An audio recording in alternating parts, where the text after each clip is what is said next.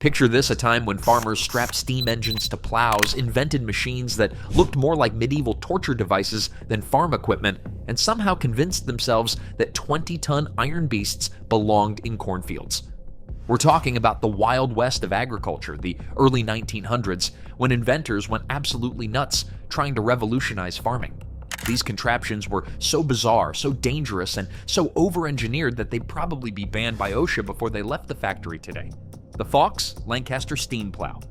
Back in 1859, when most farmers were still walking behind horse-drawn plows, a man named Joseph Fox had a wild idea that would make modern safety inspectors lose their minds. The Lancaster steam plow was essentially a locomotive that had been kicked out of the railroad business and forced to work in agriculture. This 10-ton monster featured a steam engine mounted on wheels, pulling a massive plow behind it like some kind of mechanical dinosaur. The Lancaster was built in Pennsylvania and represented the pinnacle of steam plow technology at the time. It could supposedly plow as much land in one day as 6'3" horse teams working together. But here's where things got interesting, and by interesting, I mean terrifying. The machine required a full crew to operate one engineer to manage the steam engine, a fireman to keep the boiler fed, and a poor soul brave enough to steer the contraption across uneven farmland. The real kicker was its weight distribution. 20 tons of iron and steel pressing down on farmland that had never seen anything heavier than a horse created ruts so deep that farmers could plant corn in them without additional tillage. When it rained, these furrows became small irrigation canals, completely changing the drainage patterns of entire fields. Despite its impressive engineering, the Lancaster suffered from what you might call practical issues. The machine was so heavy it frequently got stuck in soft ground, requiring teams of horses to pull it out, somewhat defeating the purpose of steam power. It also had an alarming tendency to tip over when traversing slopes, creating what early agricultural reports diplomatically described as operational challenges. The project was eventually abandoned, but not before proving that sometimes bigger definitely isn't better in farming. Krause's one-way disc plow. In the dusty farmlands of western Kansas, where the wind never stops blowing and the soil has a tendency to relocate itself to neighboring states, a farmer named Harry Krause looked at the environmental disaster brewing around him and decided to invent something that would fundamentally change how America approached farming. His one-way disc plow, developed in his farm shop, would become what agricultural historians now recognize as one of the first conservation tillage tools, though at the time it probably looked more like an agricultural torture device than a soil-saving innovation. The one-way disc plow was Krause's response to the increasing problem of soil erosion that was turning productive farmland into moonscape. Traditional moldboard plows were essentially creating perfect conditions for the wind to pick up and redistribute topsoil across several time zones. Krause's design featured a series of large concave steel discs mounted at specific angles that would cut through crop residue and soil without completely inverting the earth like conventional plows. What made this implement particularly revolutionary and somewhat terrifying to operate was its aggressive cutting action combined with its ability to leave crop residue on the surface.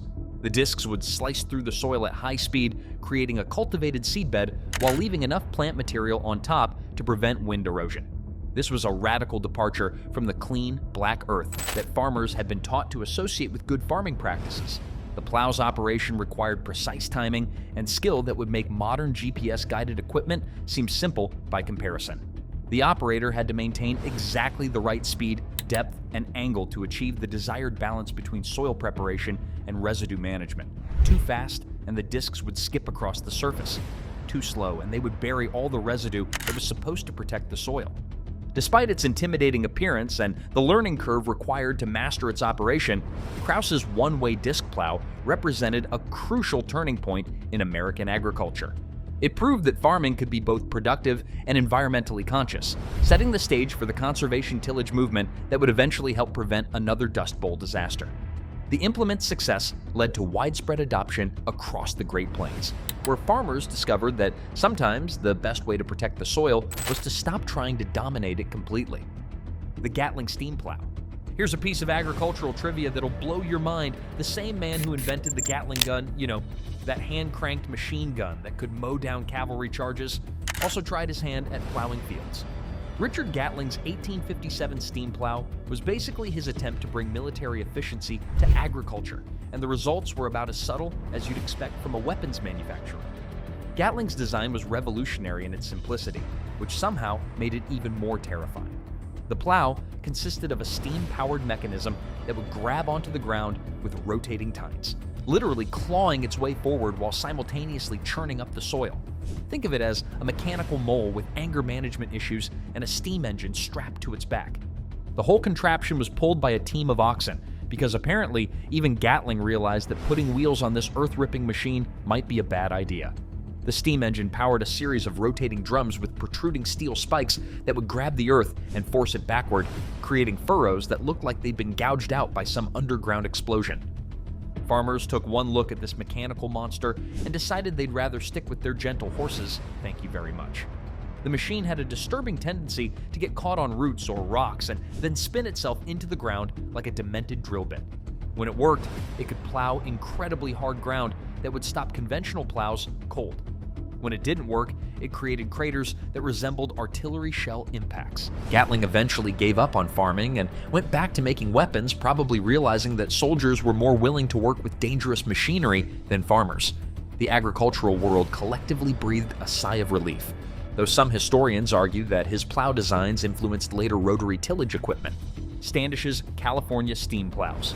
Out in California during the 1860s and 1870s, a man named Philander Standish was building steam plows that made East Coast agricultural equipment look like children's toys. His first creation, aptly named the Mayflower, was completed in 1867 and represented the Wild West approach to farming mechanization. Bigger, louder, and more likely to explode than anything seen before. The Mayflower was essentially a mobile steam plant designed to tackle California's notoriously hard-packed soil.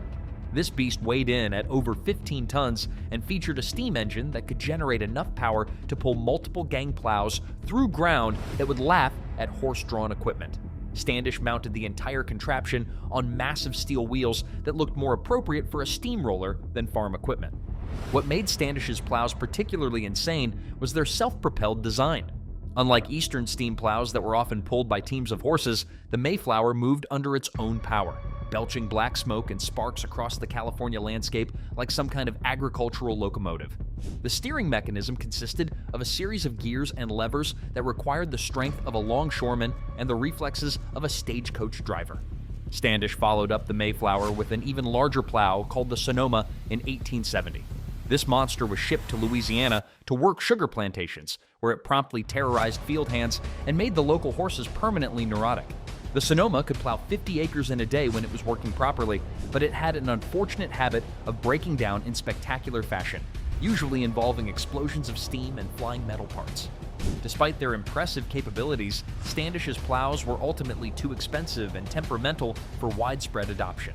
They required teams of mechanics to keep running and consumed coal like a small industrial plant, making them economically viable only for massive farming operations. The Oliver Chilled Plow Revolution. While other inventors were busy building steam-powered monsters, James Oliver in South Bend, Indiana, was working on something that would actually change farming forever. Though it looked innocuous enough to fool safety inspectors, the Oliver Chilled Plow, patented in the 1870s and perfected by the early 1900s, was revolutionary, not because of its size or complexity, but because of its metallurgy that bordered on alchemy. Oliver's secret was a process called chilling, where molten cast iron was poured into molds with surfaces designed to cool different parts of the plow at different rates. This created a plow bottom with a hard glass-like surface on the soil side and softer, more flexible iron backing it up. The result was a plow that could slice through the toughest prairie sod while somehow remaining sharp enough to shave with. The manufacturing process was so precise and secretive that Oliver's competitors spent decades trying to reverse engineer it. Workers at the Oliver foundry signed agreements that would make modern non-disclosure contracts look like grocery lists. The chilling process required split-second timing. Pour the iron too hot or too cool, and you'd get an expensive paperweight instead of a revolutionary farm tool. What made these plows seem almost supernatural to farmers was their self-scouring ability. Prairie soil that would stick to regular iron or steel plows like glue would slide off the chilled surface as if it were greased. Farmers who had been stopping every few yards to scrape crud off their plows suddenly found themselves able to work all day without maintenance. By the early 1900s, a U.S. Senate report calculated that if every farmer in America used Oliver chilled plows instead of regular equipment, the nation would save $45 million annually in labor costs. That's the equivalent of several billion dollars today. The Oliver Company eventually employed over 2,600 workers and had branch operations from Texas to California, all built on the foundation of this one bizarre metallurgical innovation: sulky riding plows. The transition from walking behind a plow to riding on one might seem like a minor improvement, but the sulky plow represented a psychological revolution that farmers weren't entirely prepared for. Introduced in the 1860s and becoming common by the early 1900s, these contraptions allowed farmers to farm sitting down for the first time in human history, a concept so radical that many old-timers considered it morally questionable. The typical sulky plow consisted of a regular plow bottom mounted on wheels with a seat attached for the operator. This sounds simple until you realize that 19th century engineers had apparently never heard of shock absorbers, ergonomics, or basic human comfort. The seat was usually nothing more than a steel pan positioned directly over the axle, ensuring that every rock, root, and furrow transmitted its full impact directly to the farmer's spine. What made sulky plows particularly dangerous was their tendency to launch their operators like medieval catapults when hitting obstacles. The combination of forward momentum, rigid suspension, and a seat with no safety restraints meant that farmers regularly found themselves flying through the air, often accompanied by colorful language that would make a teamster blush. Landing was typically accomplished via a technique known as Kentucky windmill, arms and legs flailing until gravity took over. The steering mechanism was another marvel of agricultural optimism over engineering common sense. Most sulky plows used a system of levers connected to the front wheels through a series of rods and pivots that required the farmer to think 3 moves ahead, like chess played at high speed while bouncing across rough terrain. Making sharp turns often resulted in the plow tip over sideways, depositing both farmer and equipment in an undignified heap. Despite these shortcomings, sulky plows could cover up to 7 acres per day, compared to the 2 acres possible with walking plows, making them economically irresistible despite their tendency to bruise, bash, and occasionally catapult their operators. Lister plow and planter combinations. In regions where rainfall was about as reliable as a politician's promise, farmers needed equipment that could plow and plant simultaneously while conserving every drop of moisture possible. Enter the Lister plow and planter combination, a machine that looked like someone had crossed a regular plow with a mechanical spider and then added a seed dispenser for good measure. The Lister created deep furrows, sometimes up to 12 inches deep, and planted seeds in the bottom of these trenches in a single pass. The theory was sound. Deep planting put seeds where moisture was more reliable, and the raised ridges created by the deep furrows would help channel any rainfall directly to the plant roots. In practice, operating a Lister required the skills of a surgeon, the patience of a saint, and the back muscles of a stevedore. The planting mechanism was a masterpiece of mechanical complexity that would give modern engineers nightmares. Seed was gravity fed from a hopper through a series of tubes and dispensers that had to be calibrated for different seed types, soil conditions, and planting depths. The whole system was powered by ground wheels connected through an elaborate series of gears, chains, and cams that looked like the inside of a Victorian-era clockwork automaton. What made Listers particularly challenging was their sensitivity to ground conditions. Hit a rock or hard spot, and the entire planting mechanism could jam, sending seeds flying in random directions like agricultural confetti. The deep furrows also had an alarming tendency to trap the machine when crossing soft spots, requiring teams of horses or mules to extract the contraption while farmers contemplated their life choices. In dry regions like Texas and Oklahoma, Listers became essential equipment despite their quirks. James O. Bigham of Texas even received a patent in 1914 for improvements to the design, proving that farmers were willing to tolerate mechanical complexity if it meant the difference between a successful crop and starvation. Steam tractor gang plows. By the early 1900s, steam traction engines had evolved from experimental monsters into practical farm machines, but the plows they pulled remained gloriously excessive by any reasonable standard. Gang plows designed for steam tractors consisted of multiple plow bottoms, sometimes as many as 14 arranged in formation like an agricultural cavalry charge across the prairie. The most popular models included the John Deere Steam Gang plows, Oliver multi-bottom plows, P&O Mogul gang plows, and Cock-Shut engine gangs built in Brantford, Ontario. These massive implements were essentially small villages of plow bottoms connected by steel frameworks that stretched up to 40 feet wide. Each plow bottom was individually mounted and spring-loaded to handle rocks and obstacles, creating a machine that looked like a mechanical centipede with anger management issues.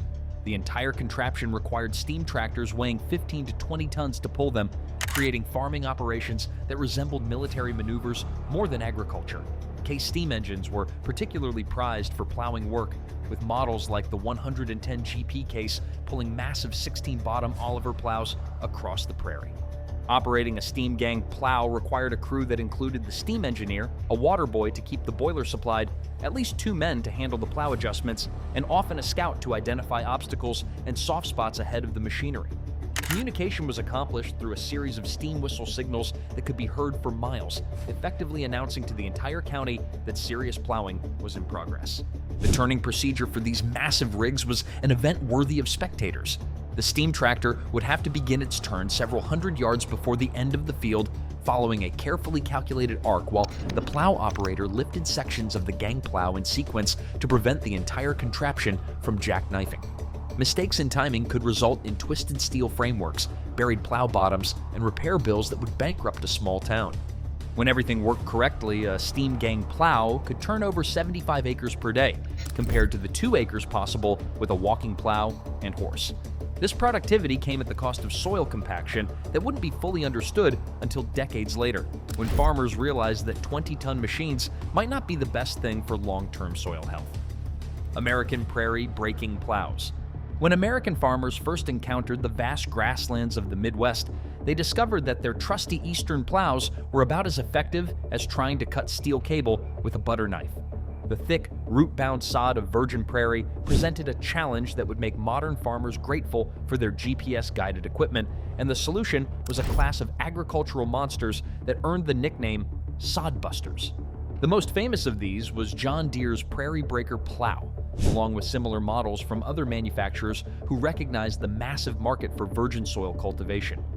Prairie breaking plows were essentially the agricultural equivalent of battering rams mounted on wheels. These massive implements were specifically engineered to tackle soil conditions that had never been disturbed by human activity, where prairie grasses like big bluestem and Indian grass had been building root systems 12 to 15 inches deep for centuries. The interwoven mat of roots was so dense that it could literally stop a regular plow dead in its tracks, leaving frustrated farmers staring at bent shares and broken equipment. What made these plows particularly intimidating was their sheer size and the power required to operate them. A typical prairie breaker required teams of 6 horses or 3 pairs of oxen to pull it through the virgin sod, and even then, the work was backbreakingly slow. The plow itself featured an enormous steel share and mold board designed to slice through the matted roots and flip over massive chunks of prairie sod in strips that looked like they'd been carved by a geological event. The breaking process was as much an art as it was a science. Experienced sodbusters knew to wait until the prairie grasses were green and full of moisture, making the roots easier to cut. The optimal time was usually late spring when the sap was running and the grass was actively growing. Hit it too early or too late, and the dried roots would be like trying to plow through steel wool mixed with concrete. Teams of settlers would often work together during breaking season, sharing the massive equipment and draft animals required for the job. It was a community effort that resembled a military campaign more than traditional farming, with crews moving systematically across the landscape, turning prairie into farmland one agonizing furrow at a time. The broken sod was so thick and tough that many settlers used it to build their first homes, sod houses that were warmer than log cabins and completely fireproof, though somewhat prone to leaking during heavy rains.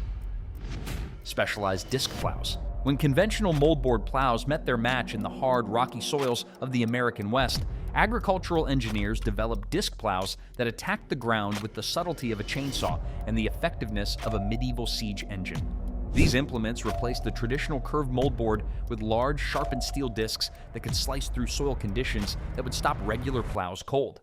Leading manufacturers like Emerson built particularly fearsome disc plows, while companies like P&O and John Deere developed their own variations for tackling the diverse challenges of Western agriculture. The discs themselves were engineering marvels that doubled as agricultural weapons. Ranging from 24 to 32 inches in diameter, These sharpened steel circles were mounted at specific angles to cut vertically into the soil and then roll it over in a single motion. The cutting edges were heat-treated to maintain sharpness, creating implements that could literally slice through small trees and brush while simultaneously preparing a seedbed. Each disc was individually mounted on springs and pivot mechanisms that allowed it to follow ground contours while maintaining proper cutting angle. This created a machine that looked like a giant's version of a pizza cutter, if pizza cutters were designed by someone with serious anger issues and access to a steel foundry.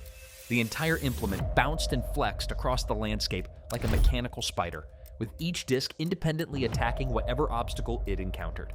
What made disc plows particularly dangerous was their tendency to throw debris in random directions. Unlike moldboard plows that buried trash and residue, disc plows would fling roots, rocks, and crop residue in all directions with the enthusiasm of a mechanical tornado. Operators learned to wear protective clothing and maintain safe distances from the cutting action, though safe distance was relative when dealing with implements that could hurl a rock the size of a baseball several hundred yards. In the sagebrush country of the West and the stumpy fields of recently cleared forest land, disc plows became essential equipment despite their violent tendencies. They could break new ground that would destroy conventional plows, opening vast areas for agriculture that had previously been considered unsuitable for farming. These mechanical marvels from the early 1900s represent a time when agricultural innovation meant strapping steam engines to plows and seeing what happened next. Sure, they were dangerous, unpredictable, and probably violated several laws of physics, but they also transformed American agriculture from a subsistence activity into an industrial powerhouse. Today's farmers work with GPS-guided tractors and computer-controlled implements that would seem like magic to those early pioneers.